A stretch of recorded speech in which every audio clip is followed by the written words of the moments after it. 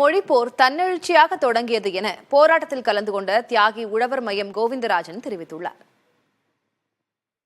தென்மொழி என்ற ஒரு தனித்தமிழ் நாளிதழ் எங்களை எல்லாம் இந்த போராட்டத்திற்கு அணிவகுக்க செய்தது தென்மொழிதான்.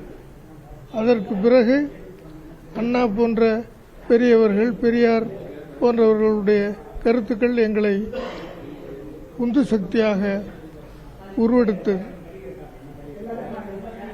ஜனவரி 25 மாணவர்களுடைய தமிழ்நாடு முழுவதும் ஒன்றாக ஒரே நாளில் துவங்குவதற்கு காரணமாக இருந்தது எங்கள் கல்லூரி தான், மன்னர் சிறப்பூசி கல்லூரி. அதிலே இருந்தவர்களெல்லாம் இன்றைக்கு நிறைய பேர் இல்லை. போராட்ட காலத்தில் நாங்கள் எல்லாம் அணிவகுத்து செல்லும்போது உடன் வந்தவர்களில் வெளிநாட்டுக்கு போய்விட்டார்கள் ஒரு சிலர். பாலு, மருத்துவக் கல்லூரி டாக்டர் பாலு, கிண்ணபாலு என்கிற ஊரில் இருக்கிறார். அவர்தான் மாணவ தலைவராக இருந்தார். அதற்கு பிறகு எங்கள் கல்லூரியில் Rajamanickam, Natarajan,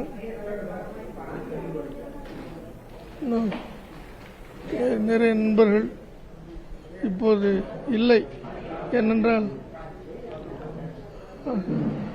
DIR, defence India rules என்ற ஒரு சட்டம், கடுமையான சட்டம் ஒன்று வந்தது.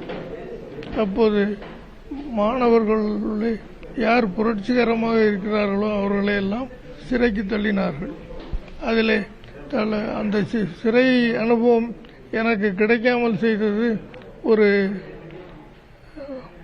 காவல்துறை அதிகாரி.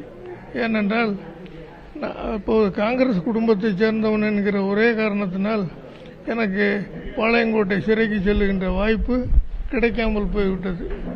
இல்லை என்றால் கலைஞரோடு நானும் சிறையில் இருந்திருப்பேன்.